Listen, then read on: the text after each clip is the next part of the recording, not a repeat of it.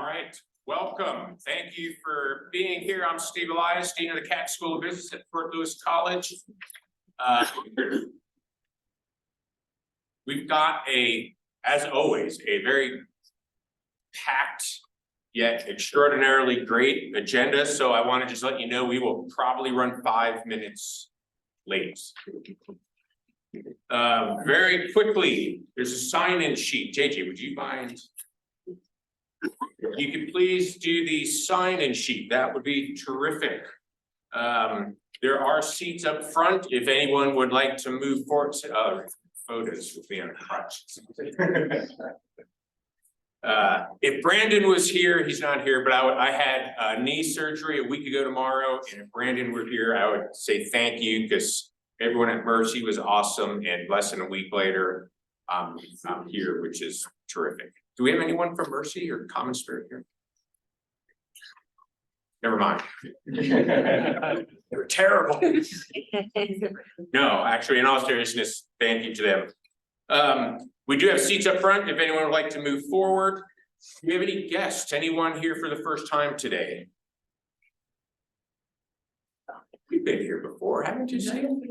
Okay, Steve Schwartz. You have to stand up and make a 30-second intro. Well, I think I'm gonna do an intro. Okay, sit down. I would like to introduce my replacement at Homes Fund. I think that most of you know that my last day with the Homes Fund will be on May 24th. So bit of a runway, but my replacement has been with Homes Fund for almost exactly 13 years. So Pam Moore. Hi.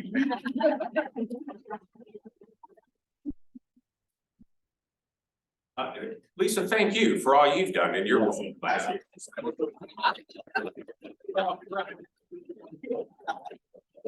Okay. No photos of that. Quick update from me. We have appointed a new board member to fill out. All of you remember our good friend Joe Thine from Ash, who took another job outside of the county. Is Elizabeth here? Elizabeth Howe. Why don't you stand up, Elizabeth? A lot of you know Elizabeth Howe. Elizabeth will be serving out the rest of Joe's term. Clark, where's Clark? I saw Clark. Clark, thank you for filling in to serve the rest of Edward Bach's term. So we appreciate that. Also, the Alliance Board met and voted to expand the board by 2 positions. So we will have an election in October. And a lot of you have expressed interest in being part of the board, which is awesome. Thank you for that. It actually is.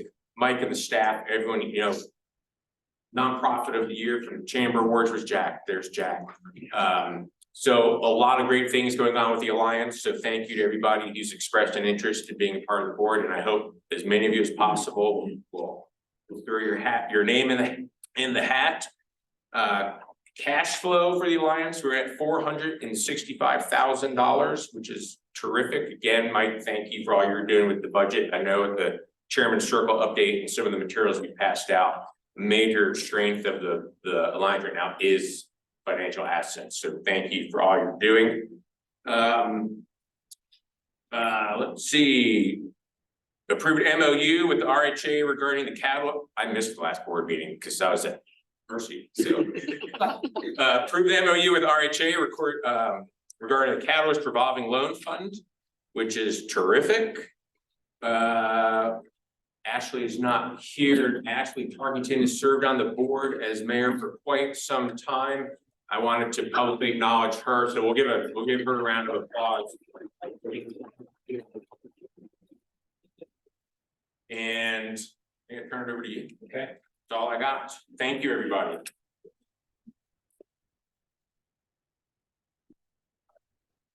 Thank you. I'm not on drugs.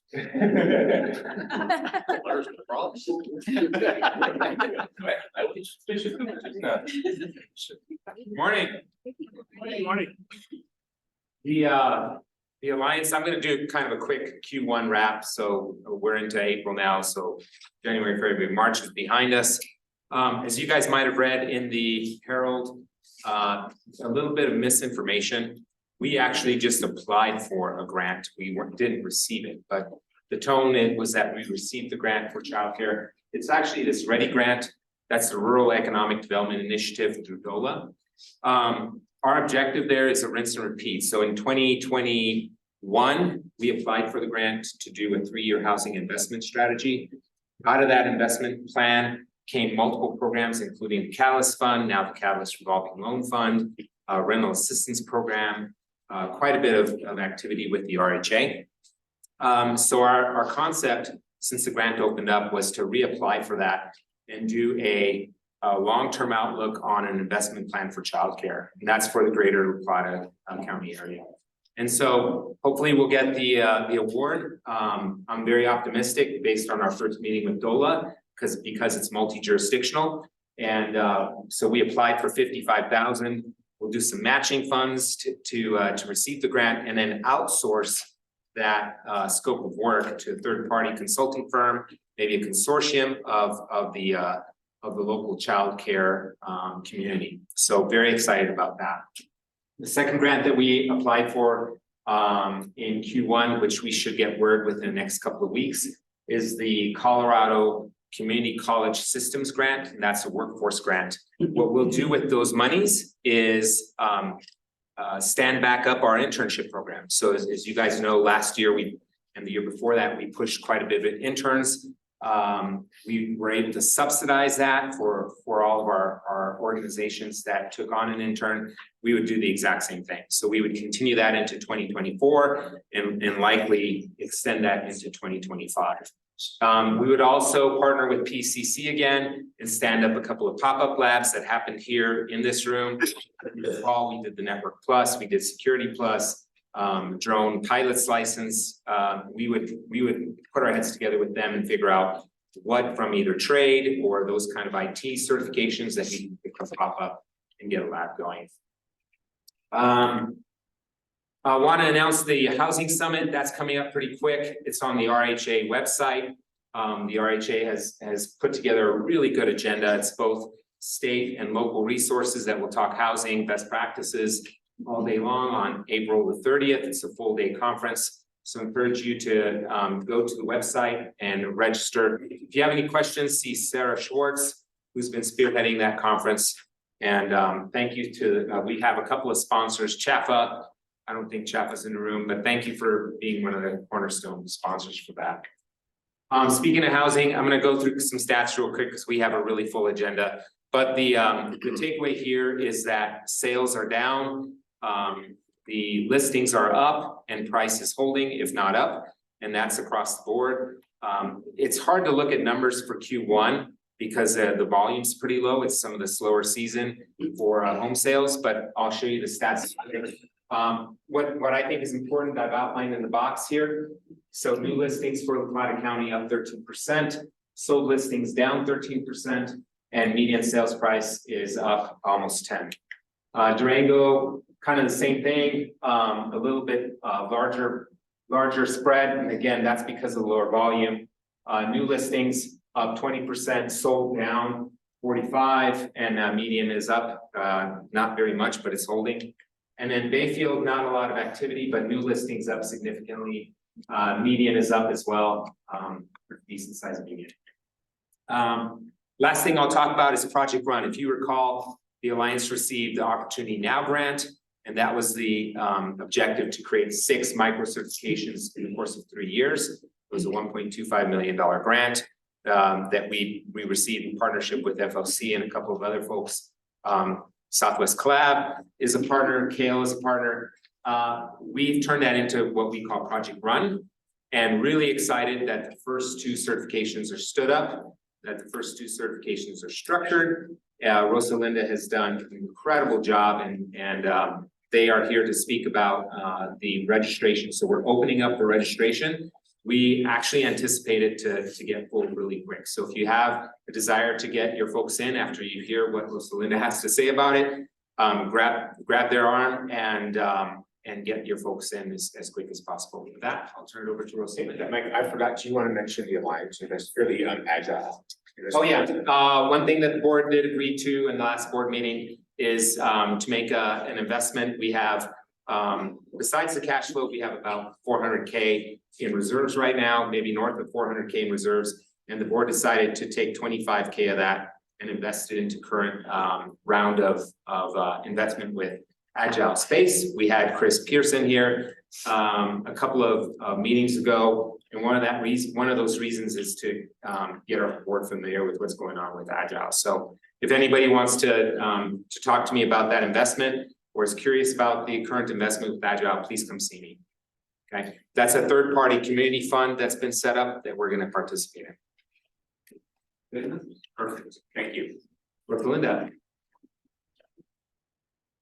There are seats up front for folks in the back if you wanted to come up and grab a chair. Do I have some trouble? You have complete control, but I have a crutch. My chair's been found. That's for bring her up. So my name is Rosalinda Linares-Gray. My pronouns are they, them. I'm the program manager for Project Runs that hopefully you've heard of our program before. It's our Role Upskill Network. And as Mike was saying, in the fall, we brought a lot of people together to talk about what kinds of skills are most needed in our community today to upskill our rural workforce and really hone in on equitable economic impact. So as a reminder, one of the missions of Project Run is to kind of work with around 60% communities of color who participate in our program. So since the last time you've heard from me, we've put together 2 curriculum design teams. Both are led by Dr. Liz Cartier, Associate Professor of Management in the wonderful Cat School of Business, and she's done a really great job creating a lot of structure and framework around these micro-credentials. So it's taken us a couple of months to get these going. But going forward, we'll be able to crank these out very quickly, very nimbly, based on needs. So the first 2 micro-credentials we have, one is focused, we heard a lot from our design sprint brainstorming sessions that the people side of management, people need some training on that. Also strategy and planning, that big picture. And so those 2 areas we really wanted to focus on, and we realized there's a ton of content in there, right? So we've broken them out into 2 separate micro-credentials. We also want to be able to assess the impact, not only of our program, but we want to see where our adult learners are moving, right? And particularly for the people management, those of you who attended the summit in the fall, if you remember, we had a really great keynote speaker, Michael O'Brien, who talked about growth mindset, right? So we took a look at, I don't know, Mike, maybe 15 different assessment tools that focused on things like personality, behavior, some kind of leadership assessment to show kind of where people are at, how they deal with stress in the workplace, those kinds of things. Many of the assessments out there, and a lot of them have high validity and high reliability. You only take them one time. Berkman, if you've heard of that, is an example of that, right? And a lot of these assessments tell you, oh, my color is this, so this is how I respond in a stressful environment, or my shape is this, right? We wanted something that we could actually track growth. And so we went with Michael O'Brien's Blueprint Toolkit. We created a really strong partnership with him and his organization. And so we're going to have access to that tool set, which measures growth mindset. So it's something that we can assess our adult learners as they start these micro-credentials and then go maybe 6 months out, a year out, and see how they've grown in that growth mindset over time. And so we have that partnership with him for the next 3 years. But we also want to bring that tool into our community to live beyond the life of Project Run. And so what we've done is we set up 2 local leadership consultants to get certified in the Blueprint tool set. So they'll be working with our adult learners, which will be your employees, right? But they'll also have that tool in our community and able to work across organizations going forward. So really, they're in class right now getting certified, and they'll be able to work with our students, and then again, moving forward with any organization in the community that wants to kind of engage in that. We also heard in the design sprints that mentoring is a really big piece of leadership growth, right? How do I know how to be a leader if I don't have someone to look up to help me understand the ins and outs? But we know that we have a lot of amazing leaders in our community, and a lot of them are sitting in this room right now.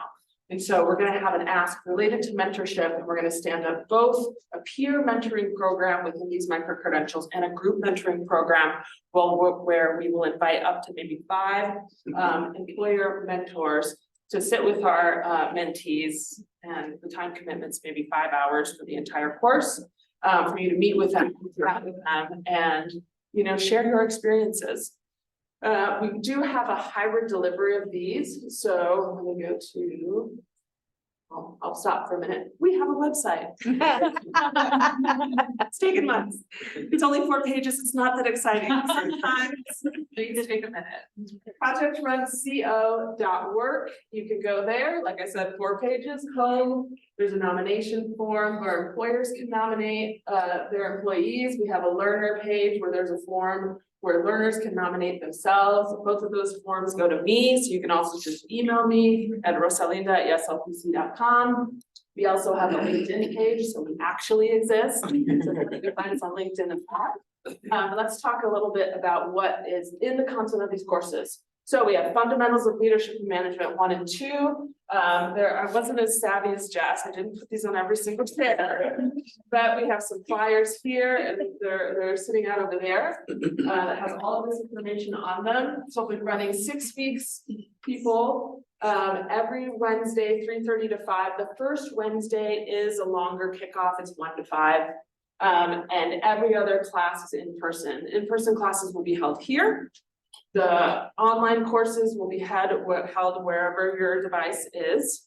And we do have some ability to provide our adult learners with a device if they need one with a camera. We know best practices for learning in an online environment. We want to be able to see people's faces. So we're committed to, purchasing laptops and getting those for people.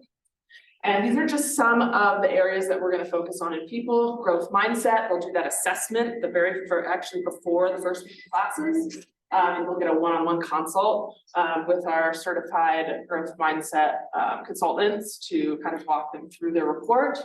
They'll have some time to think about themselves as leaders. They'll develop a leadership philosophy and then do some of that more leading others, right? Difficult conversations. These are just a couple of the topics that we'll be covering in that course. And then our second course will follow the first one. If you want to nominate your employees to participate in both, great. If you want to nominate them to participate in one, great. I will say that we think these are both going to fill up quickly. We have the ability to enroll up to 25 in each. We know if we go over 25, students aren't getting as much out of it, or our adult learners aren't getting as much out of it. So you want to think about that. And we think we'll be able to invite 2 from each organization. I know some of you have already told me, I think I want 3. I think 2 at most, just at this point. If you're a large organization and you kind of think that this could work for your entire organization or people, like, come and talk to us, right? We're really flexible. On the strategy side, we'll be talking about organizational planning, mission alignment, risk management, and strategic management as well. And so with both of these, we want to expose our adult learners to a lot of different teaching styles, a lot of different leadership styles. So we will have at least 3 instructors in the people management course. And we think we'll have at least 2 instructors in strategy to really expose to our adult learners to that. So you're probably thinking in your mind right now of someone that you want to nominate. I hope you are, right? If you've already heard from me, Lindsay, Lynette, you have your spots, so don't worry about that. But the rest of you probably have someone in mind, right? I want you to stop for a second and think about who's in the room right now, right? You are all leaders in our community, right?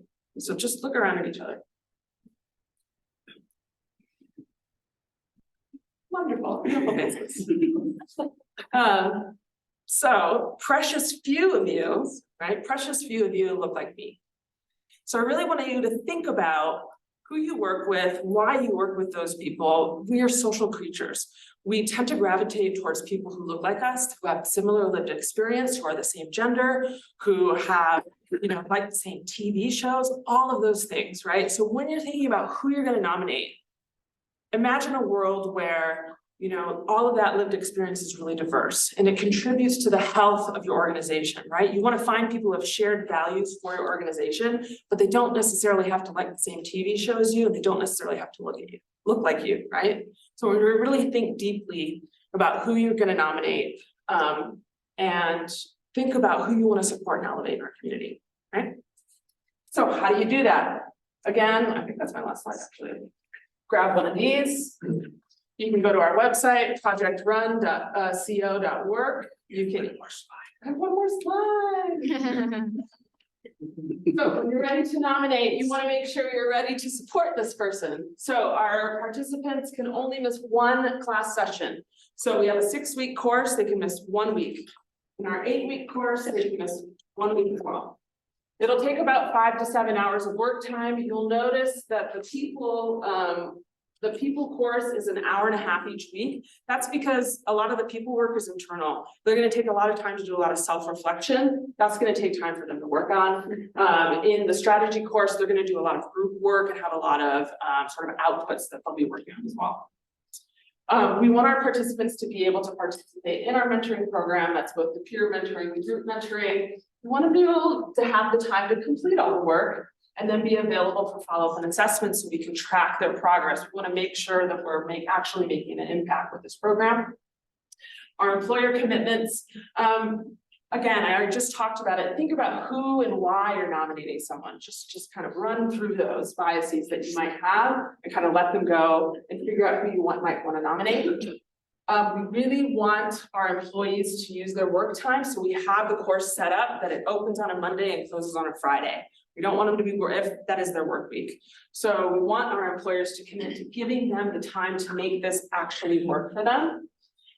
We want to be able to track their progress post-class, and then support any projects related to their work. For example, a student in a strategy class might be given an assignment to lead a meeting. They've never led a meeting before. We want you as an employer to give them a chance in the following week to identify a meeting that they could lead or present to, or something like that, as an example.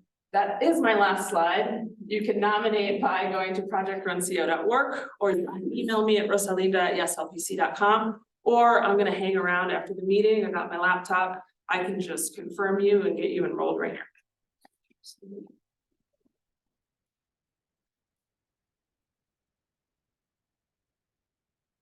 Thank you for that awesome update. We're going to move on to our public officials who we always thank for your service, and we will get started with Craig representing Ignacio. Well, we have anything, we got our street sweeper fixed, so come out and see how clean it is. May not go 5 minutes over. Welcome. Here, I haven't seen that. We're not going 5 minutes. Jessica's here. I saw Jessica representing the city. Okay, good morning. Durango or Downtown Colorado Ames Conference was held here last week. It had 250 statewide employees. It's a great reminder that we can host good size conferences here in Durango. The city of Durango won 2 awards at the conference. We won Savannah Lytle and her main design won a streetscape design improvements award, and then our executive director Scott Fry for our community development department won an award for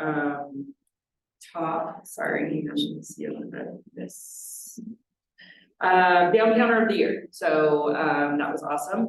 Our ADUs for local program is out. It's a rebate program, $8,000 rebate for newly constructed ADUs with a certificate of occupancy. You must rent to a local worker that works at least 32 hours a week. It's first come, first served basis. There is funding available. You can find it on the city's housing unit. We are getting ready to get an update on our fair share and inclusionary zoning program, which has been in the works for quite some time. So I'm super excited about that. Staff has advanced and revamped a modernized program, and City Council will have a public hearing on May 7th for that. So that's great news. Let's see what else. Green Durango grant applications are due April 23rd. $5,000 grants go to incubate and start community action and sustainability. The total program budget of that is $25,000. Also, the e-bike rebate program is back again this year. That was super successful last year. Applications are open April 15th, May 17th. And then we just awarded our first round of lodger tax for arts and culture. I believe it was 18 recipients of $250,000. Is that right, Dave? For the Creative Economy Commission awarded that. Round 2 is open now, and so if you want to get on that, we have another round coming up. So yeah. Thank you. You're welcome.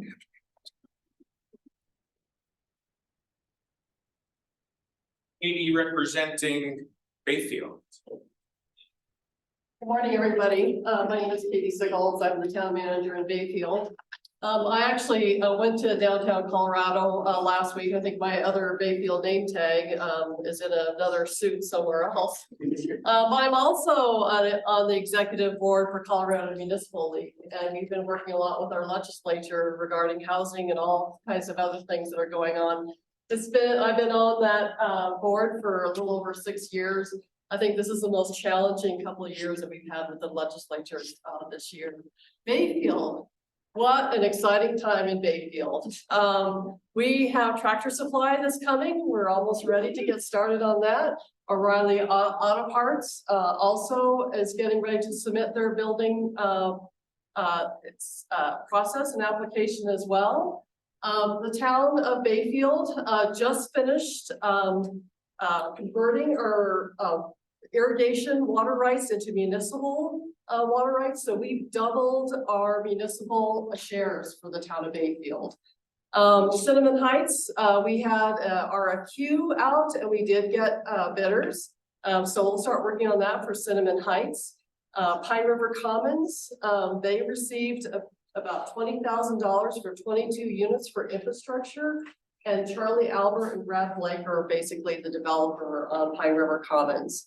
So a lot going on, really exciting. I know probably you don't really think about this, but our dispatch integrated system is up and running with Spillman. We work with all of our community members here in La Plata County. We have Spillman, and we also are getting our utility body cameras all up and working. And so that is what we have going on. Thank you.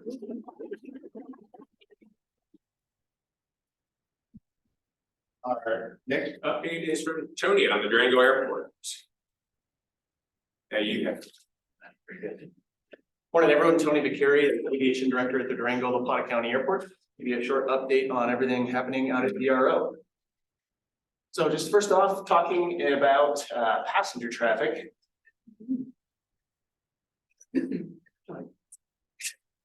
This looks like it might be last year's presentation.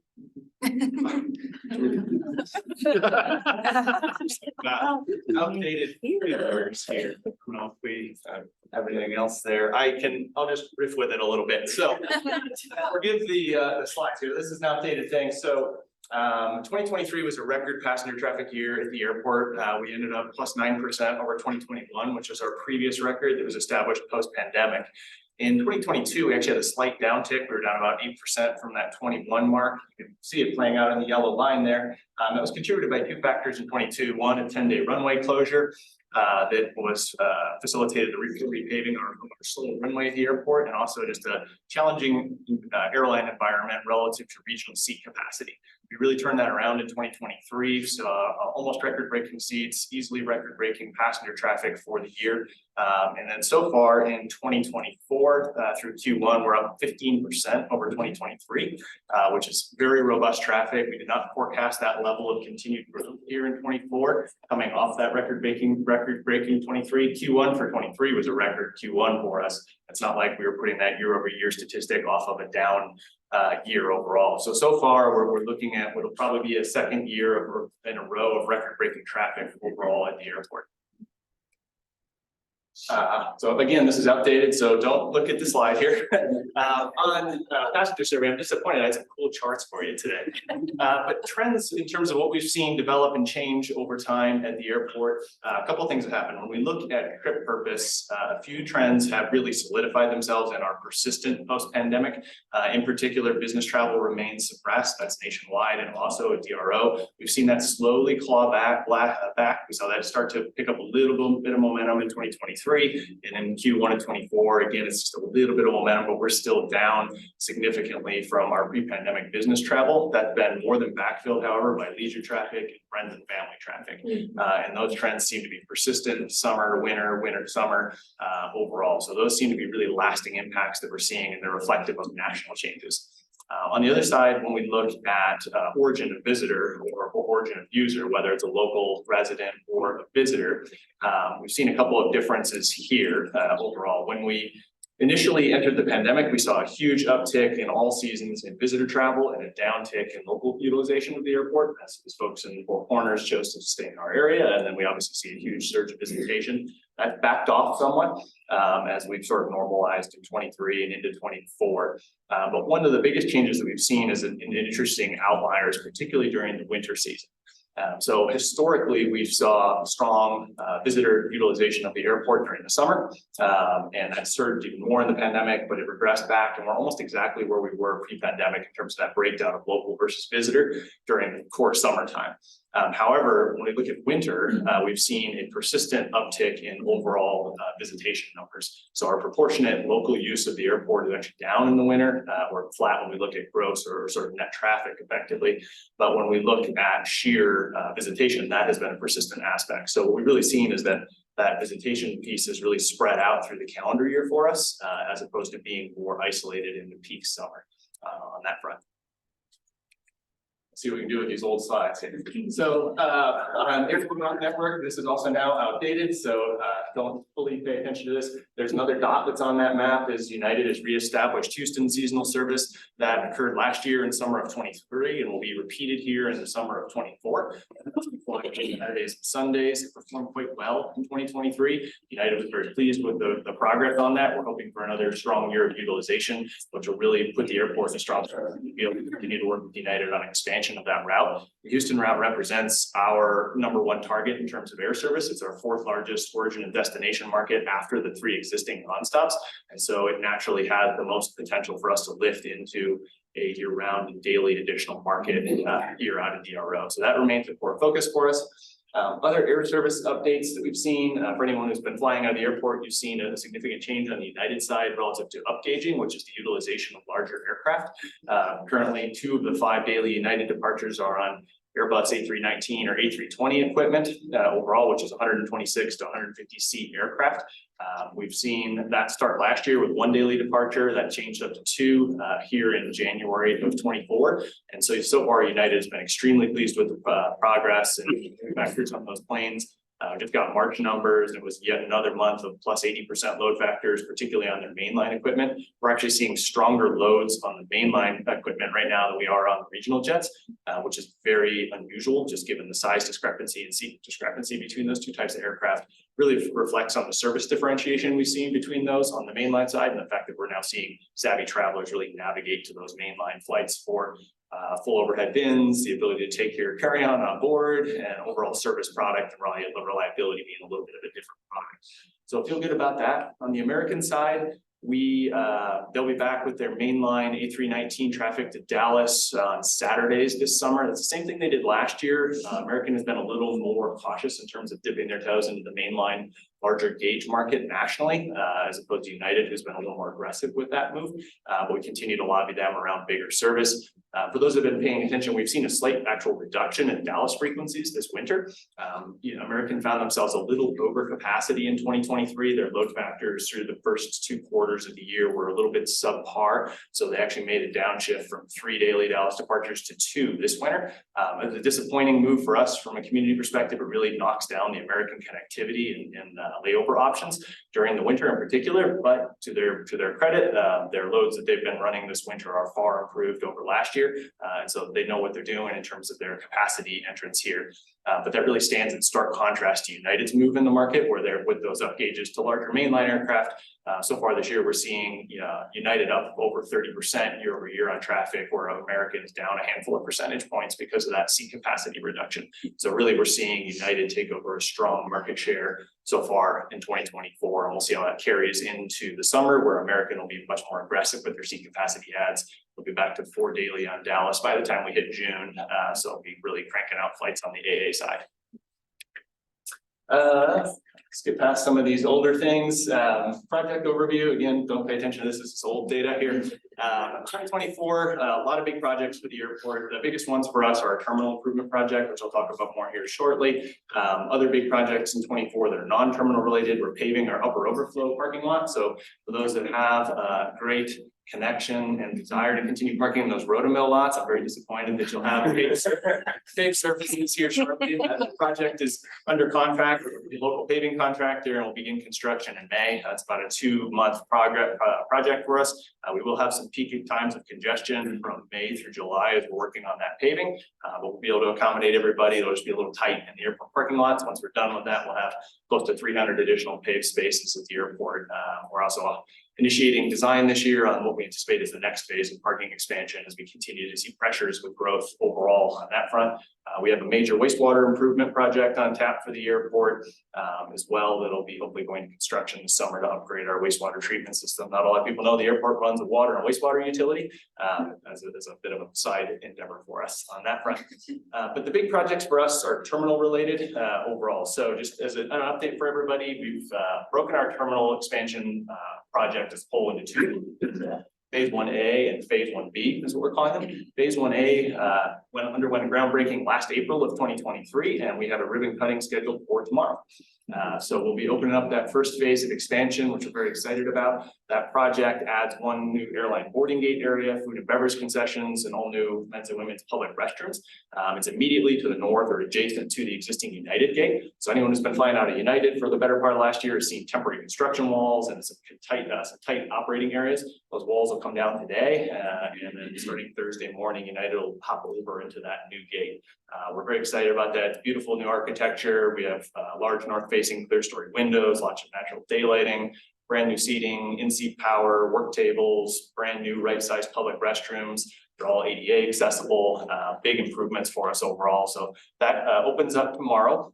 Coming behind that, we renovate the existing restrooms in the United Gate area. Those will be closed for a few months and ultimately be renovated into 2 family restrooms and a nursing mother's room, which is another positive add that we've never been able to deliver to the community. So we're excited about that. And that'll represent the completion of Phase 1A of this project, which leads us into Phase 1B, which comes right on the heels of this. We currently have a guaranteed maximum price from Nunn Construction, the GC on the project. We're working through final contract negotiations with them, as well as some final funding requests to the FAA for a significant discretionary grant that'll fund kind of the last remaining unknown piece of that project. Assuming all goes as expected with those grant processes, we expect to break ground later this summer, at latest early fall, dependent on some of the grant timelines. And kick off Phase 1B of the project, which is a much larger piece of the project. And we're looking at about 27 months of construction that'll have to be heavily phased as we work around existing airport operations to keep the airport open and accessible to the public. But that project on a high level is going to completely move the TSA screening checkpoint to an all new area that'll have right sized linear TSA screening checkpoint area, brand new baggage claim space, a new airline boarding gate, as well as a reclaimed boarding gate where the TSA is now, where they gobbled up a boarding gate when they came into presence in 2001. On that front, we'll be adding yet more public restrooms on the land side, this side, both family and open public spaces. On that front, finish updates throughout the entire airport overall. And so what that'll really leave us with circa 2026 when that project's completed is a really totally reimagined airport with a new overall flow for our passengers, a really functional post TSA full concourse area that's very linear and understandable for passenger traffic, full food and beverage concessions with full kitchen post screening, which will be a new plus for us as well. So we're very excited about what that's going to represent. So we ask for everyone's patience over the next 2 years as we finalize what will be a total 3.5-ish year construction project on the terminal. But we're really excited about what that's going to mean for our ability to not just modernize and upgrade the passenger experience, but also allow our airport to accommodate the growth that we've obviously seen last year and leading right into 2024. And really be able to launch us into the future and set us up to successfully continue to recruit and try to attract additional air service into the market.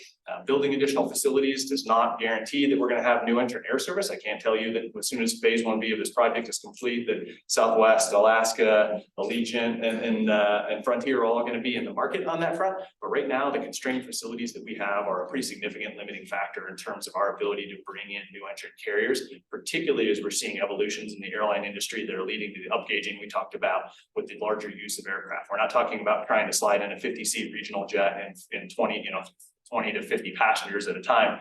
We're looking at almost every carrier aggressively using aircraft So our gates, our seating areas, our check-in areas, our TSA screening checkpoint all need to be able to accommodate passenger flows of 150 plus people at a time. And our terminal as it stands today just was not designed for that. So that becomes a real limiting factor. So that's going to put us into an advantageous position to try to continue to better recruit air service, which ultimately leads to more options for the community and helps to drive down airfares. So that's really our core goal coming out of this project. So those are really the core highlights. Last thing I'd add is just that overall terminal project is funded 100% through available federal and state grant funds as well as airport revenues.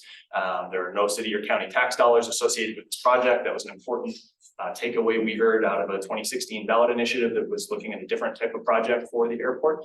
So we're really proud to be able to deliver this project, albeit incrementally, but in a way that's been able to done through cash flows and revenue streams available to the airport without asking anything of our local taxpayers here at the airport. So excited about that. Sorry, I don't have better pictures. I had all these fun slides for you on that at the end of the day. But if you have any questions about the airport or overall projects, happy to take them at the end. Can you send us the slide deck that's the Yeah, I current? think we can probably arrange that through Mike's team. Thank you. All right.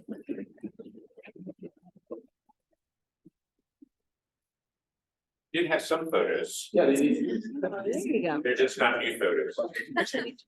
There's another. But wait, there's more. And more. And more. Okay. Thanks for paving the overflow one. Okay, up next, Steve Schwartz. He's going to be our interim president up in Fort Lewis College.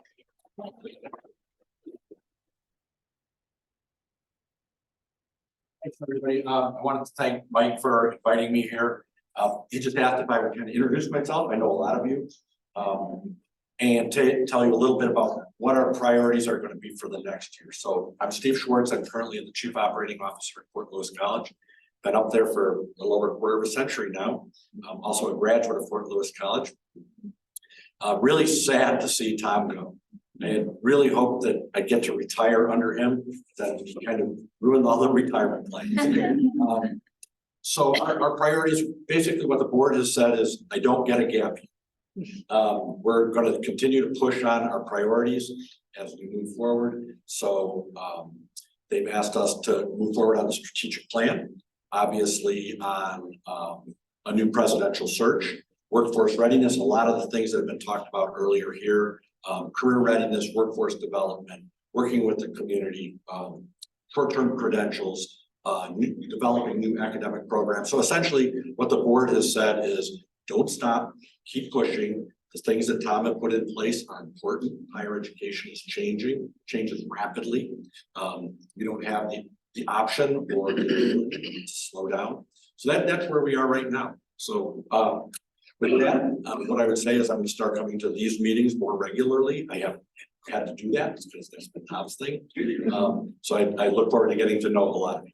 Thank you.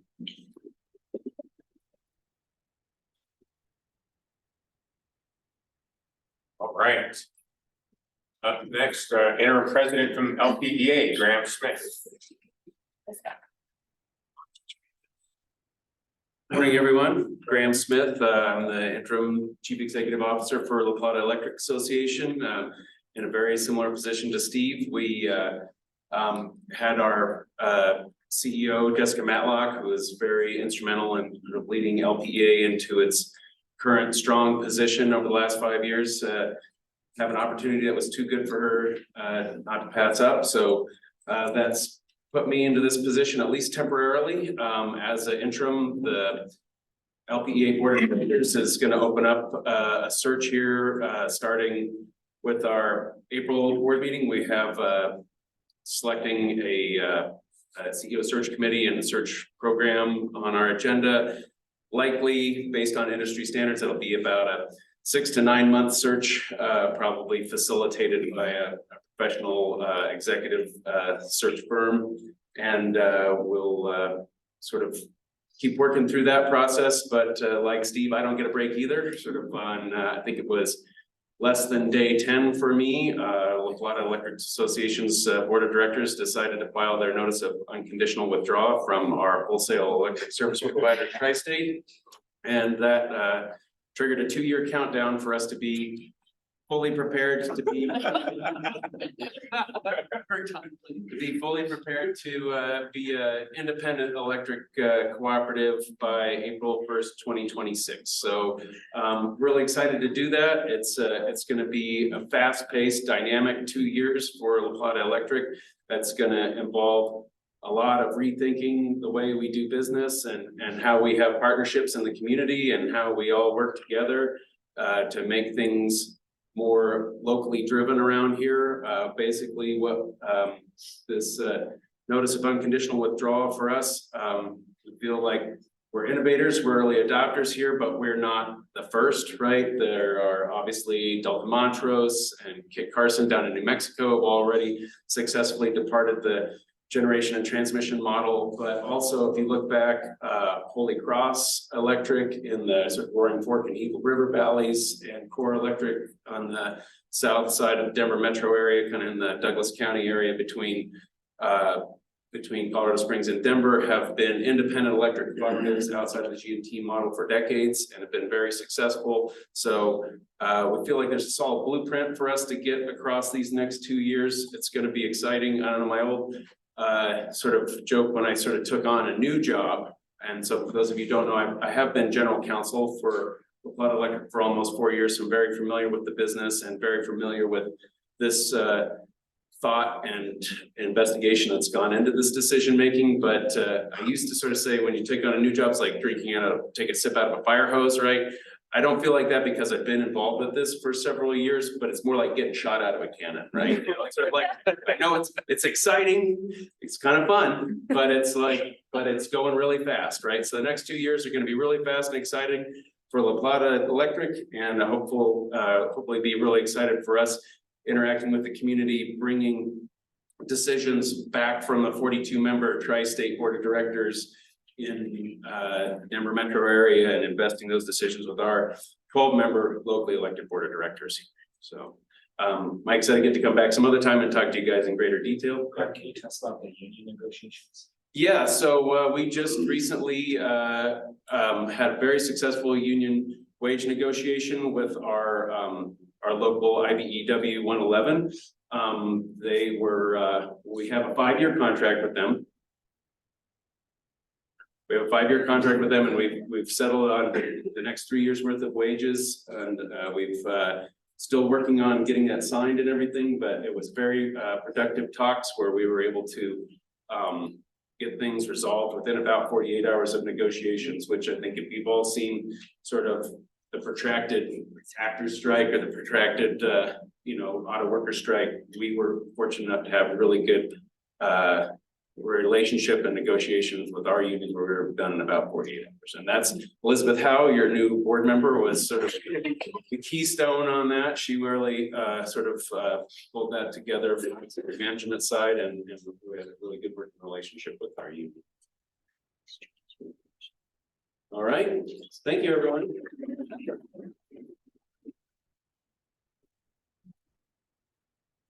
Okay, up next we have Jessica Morrison, Executive Director of South. Steve. Hello, everyone. I'm the one that shamelessly put this in every single one of your seats today.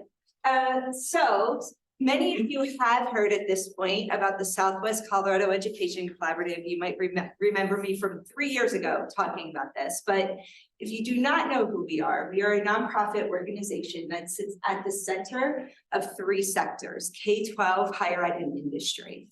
And what we do is that we build future workforce through strong career and college pathways, right? So we partner, we work with all 9 school districts in our region in the Southwest, as well as our 2 strong higher ed partners, Lewis College and Pueblo Community College, and then industry leaders from across our region.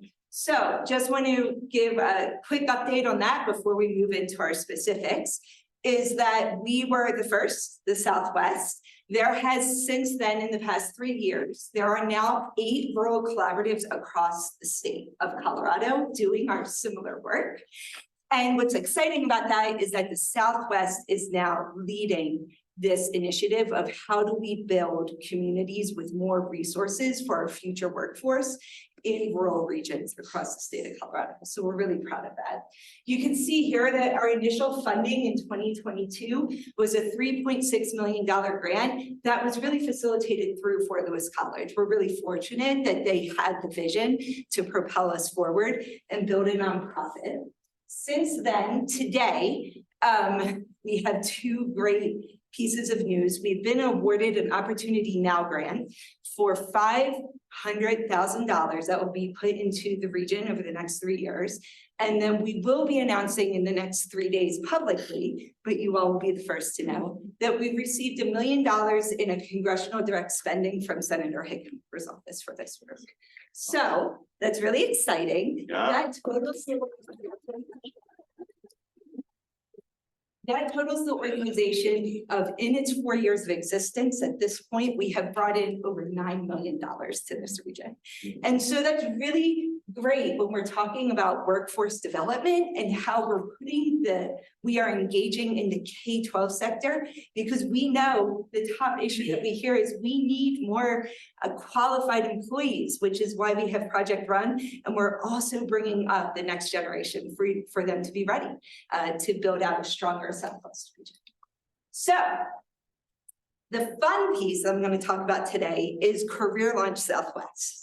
And what Career Launch Southwest is a project that we worked on for about a year for the region, an $80,000 software platform that has just launched that connects all industry to all students across the region in a one-stop shop. So what does that mean? What that means is we heard from industry leaders, I would love to offer an internship to students, but I also need to run a business. And so really, the only way that I'm going to be able to engage with a student is if a school district comes out and tells me how to be able to engage with them. And that's really an equity access issue, because Durango, which is the largest school district, is able to afford a team of people to come out and work with our industry leaders. But our Silverton folks, or our Dove Creek, or our Minkus folks, they don't have those resources. And it was actually Dr. Karen Chesser, who is our board chair and the superintendent of Durango, that said, no, we need to fix this. This is all of our needs in this region.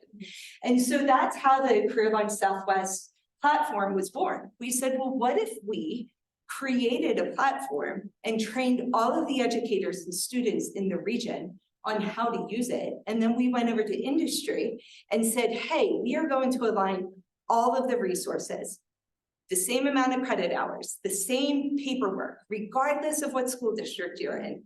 When you go into this platform, you build a profile, you offer an opportunity on here. Now you're looking at 9 school districts where students are able to have access to that opportunity. So it's really exciting. We've been working with industry for the past month to upload profiles. This is a free tool. This is not something that is going to be required to be paid for. Pretty much industry can go in, build a profile in about 3 minutes, and then list all of the different opportunities that you would like to offer to the region. So I'm going to pick on Jack. The Durango Chamber has a profile up here that's like, hey, we would love to come in and be a guest speaker to talk about our work, right? So an educator could jump onto this profile and say, I would love to bring someone in to be able to talk about what workforce looks like. And then Jack pops up, which is great. You can add internships, tours, job shadows, summer employment, future employment. All of those pieces are on Career Launch Southwest. This flyer here gives you the step-by-step process. And then we also have postcards, because you all have friends over here on the table out front where you could actually give this to another industry leader as well.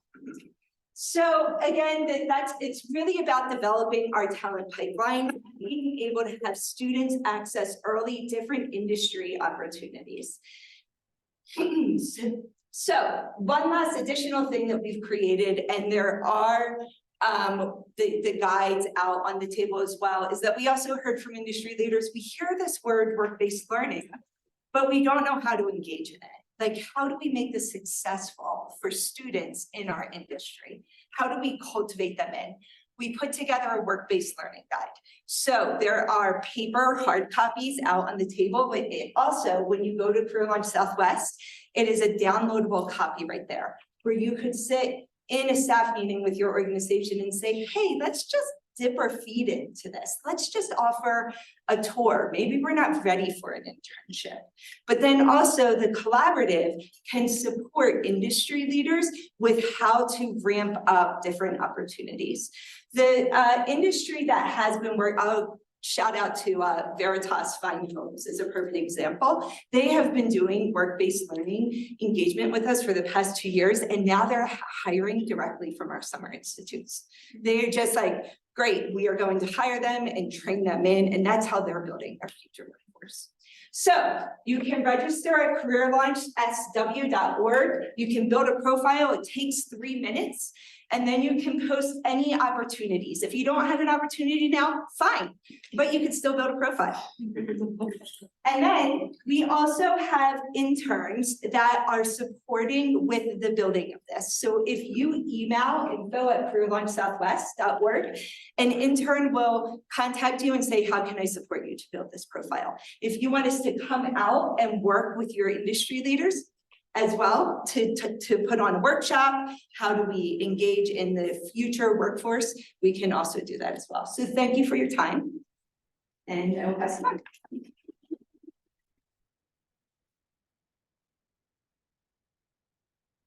Thank you, everybody, for being here. Our next meeting, May 14th. I think you should all tell all of our friends who aren't here because they're traveling to see the eclipse that this was the best meeting. If not, last year as well. Thank you to everyone for all that you do to make our community what it is. Thank you to Mike and the staff for doing such a great job. And we are 2 minutes under 5 minutes. Have a great day.